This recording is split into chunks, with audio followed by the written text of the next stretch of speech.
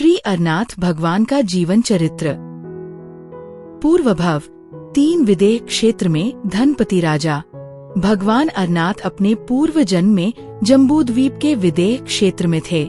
वहाँ वे सुसीमा नगरी के धनपति नामक राजा थे। उन्होंने नीति पूर्वक राज्य का सुंदर पालन किया। वे क्षायिक सम्यक दृष्टि थे। उनकी अंतः चेतना संसार से विरक्त रहती थी। मोक्ष की साधना में ही उनका मन लगा हुआ था।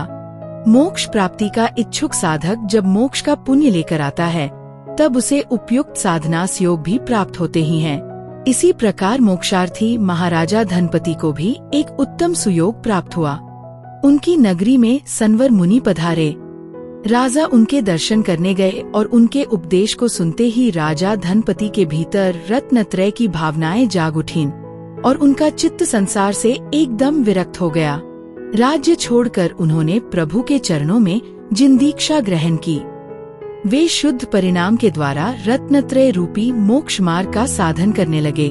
उन्हें 12 अंगों का ज्ञान प्रकट हुआ और दर्शन विशुद्धि आदि 16 भावनाओं के माध्यम से उन्होंने तीर्थंकर प्रकृति का बंध किया। कई वर्षों तक चरित्र का पालन करते हुए अंत में उत्तम आराधना सहित उन्होंने प्रायोपगमन संधारा किया और समाधि मरण द्वारा वे ग्रेव्यक में हेमेंद्र देव हुए। पूर्व भाव 2 ग्रेव्यक में हेमहेंद्र देव। उन हेमहेंद्र देव की आयु 33 सागर थी। वहाँ बाहरी विषयों के बिना भी उन्हें अत्यंत महान सुख प्राप्त था। तीर्थंकर प्रकृति लगातार उनके साथ बनी हुई थी। उनका आत्मा अब मोक्ष के अत्यंत निकट पहुँच चुका था और राग द्वेष शांत हो चुके थे।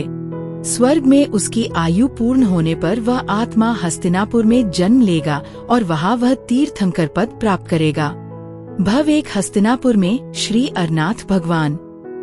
हस्तिनापुर में प्रभु शांतिनाथ के वंशज सुदर्शन राजा राज्य कर रहे थे। उनकी महारानी का नाम महादेवी था।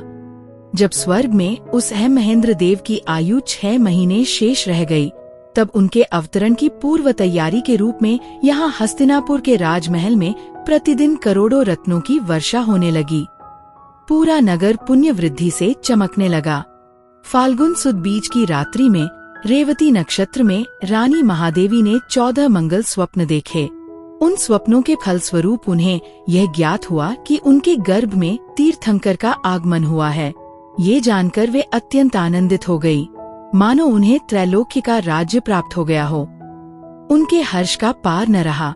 उसी समय देवेंद्र आए और तीर्थंकर के माता पिता के रूप में रानी और राजा का सम्मान किया। उन्होंने दिव्य वस्त्रों की भेंट दी, स्तुति की और गर्भ कल्याणक मनाया। माता के दिन प्रसन्नता पूर्वक बीतने लगे। गर्भ वृद्धि होने पर भी उन्हें किसी प्रकार की पीड़ा नहीं थी। देवलोक की देवियां उनकी सेवा कर रही थीं। समय इसी प्रकार बीतता गया। अंततः रानी महादेवी ने मार्गशीर्ष सुद 10वीं रेवती नक्षत्र नंदावरत लांछन वाले दिव्य पुत्र को जन्म दिया। सर्वत्र आनंद और मंगल छा गया। राजा ने अरनाथ तीर्थंकर के जन्म कल्याणक का भव्य उत्सव मनाया। पूरी प्रजा में उत्साह और पवित्रता फैल गई। प्रभु के शुभ जन्म का पुण्य प्रभाव तो ये था कि 7वीं नरक से लेकर सारवार्थ सिद्धि विमान तक तीनों लोकों में हर प्राणी एक क्षण के लिए संतुष्ट और आनंदित हो गया। 56 दीप कुमारियां और 64 इंद्रों ने बाल तीर्थंकर को मेरु पर्वत पर ले जाकर भक्ति और आनंद के साथ महान जन्माभिषेक महोत्सव किया। उन्होंने प्रभु का दिव्य अभिषेक किया।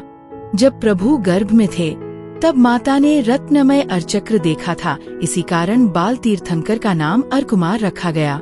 उनका देह 30 धनुष ऊंचा था और उनका आयु काल 84,000 वर्ष था। उनका रूप अत्यंत अद्भुत और अनुपम सुंदर था। राजकुमार अरनाथ जब युवा हुए तब उनकी शादी अनेक देशों की श्रेष्ठ राजकुमारियों के साथ हुई। जब उनकी आयु 21,000 वर्ष हुई तब राजा सुदर्शन ने उनका राज्याभिषेक किया और उन्हें मंडलेश्वर राजा बनाया। इसके बाद अगले 21,000 वर्षों तक उन्होंने राज सत्ता का सुयोग्य और उत्तम संचालन किया। इसके बाद उनके शस्त्र भंडार में सुदर्शन चक्र की उत्पत्ति हुई, जो चक्रवर्ती बनने का परम आलंकारिक चिन्ह है। वे 6 खंडों पर विजय प्राप्त कर भरत क्षेत्र के 7वें चक्रवर्ती बने। अरनाथ महाराज ने तीसरे 21,000 वर्ष तक चक्रवर्ती पद पर शासन किया। एक दिन चक्रवर्ती अरनाथ आकाश में शरद ऋतु के बादलों की सुंदर रचना देख रहे थे। अचानक वे बादल एकदम बिखर गए। इस दृश्य ने उनके भीतर एक गहरा चिंतन जगाया। अरे, ये बादल कितने सुंदर थे और पल भर में नष्ट हो गए। यही संसार का स्वरूप है। राजवैभव, आयु, शरीर सब क्षण भंगुर हैं। इनमें से कोई भी जीव के साथ नहीं रहने वाला। जीव के साथ सदा स्थिर रहने वाली वस्तु तो केवल उसका स्वयं का ज्ञायक स्वभाव, उसका शुद्ध आत्मा ही है। इस विचार ने चक्रवर्ती महाराजा को गहन वैराग्य से भर दिया। वे 12 वैराग्य भावनाएं चिंतने लगे। उसी समय उन्हें जाति स्मरण ज्ञान प्रकट हुआ, जिससे उनके वैराग्य में और दृढ़ता आई। उन्होंने चक्रवर्ती पद का त्याग कर अपने पुत्र अरविंद को राज्य सौंप दिया और स्वयं जैन दीक्षा लेने की तैयारी की। उसी समय स्वर्ग से लौकांतिक देव आए और उन्होंने अरनाथ महाराज को वंदन किया, उनके वैराग्य की प्रशंसा की। इंद्रादि देव वैजयंत नाम की दिव्य पालकी लेकर अरनाथ प्रभु के दीक्षा कल्याणक का मंगल उत्सव मनाने हस्तिनापुर पहुँचे। चारों ओर महान वैराग्य का वातावरण फैल गया। 1000 राजा भी अरनाथ प्रभु के साथ दीक्षा लेने के लिए वन की ओर चले और चक्रवर्ती की हजारों रानियां भी संसार से विरक्त होकर आर्यकाव्रत लेने को तैयार हो गयी। मार्गशीर्ष सुद 11 के दिन चक्रवर्ती अरनाथ महाराज राजवैभव के सभी आभूषणों को त्याग कर हस्तिनापुर के सहस्त्र नामक सुंदर वन में पहुँचे। उन्होंने समस्त वस्त्राभूषण छोड़कर मुनिच्छा धारण की। सिद्धों को वंदन करके वे मुनि बने। दीक्षा लेते ही वे शुद्धोपयोग में स्थित होकर आत्मध्यान में तन्मय हो गए। उसी समय उन्हें चौथा ज्ञान, अवधि ज्ञान और 7वां गुणस्थान प्राप्त हुआ। 2 दिन के उपवास के बाद अरनाथ मुनिराज ने चक्रपुर नगरी के राजा अपराजित के हाथों पारणा किया। राजा अपराजित तीर्थंकर मुनिराज को प्रथम आहार दान देकर धन्य और मोक्षगामी बन गए। तभी देवताओं ने रत्न वृष्टि, मंगल वाद्य और 5 आश्चर्य प्रकट किए। छद्मस्त अवस्था में वे 3 वर्षों तक निरंतर ध्यान, साधना और वैराग्य में स्थित रहे। अंततः वे उसी दीक्षा स्थान पर आते हुए एक आम्र वृक्ष के नीचे आत्मध्यान में स्थित हो गए और कार्तिक सुद 12 के दिन श्रेष्ठ शुक्ल ध्यान के द्वारा उन्होंने केवल ज्ञान प्राप्त किया। अरनाथ प्रभु अरिहत परमात्मा बने और वे 18वें तीर्थंकर हुए।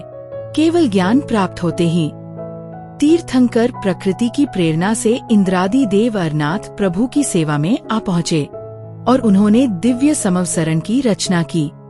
दिव्य ध्वनि के माध्यम से प्रभु अरनाथ ने नव तत्वों तथा रत्नत्रय रूपी मोक्ष मार्ग का अत्यंत सुंदर और महान उपदेश दिया। उनका उपदेश सुनकर लाखों जीवों ने धर्म प्राप्त किया और मोक्ष मार्ग पर चल पड़े।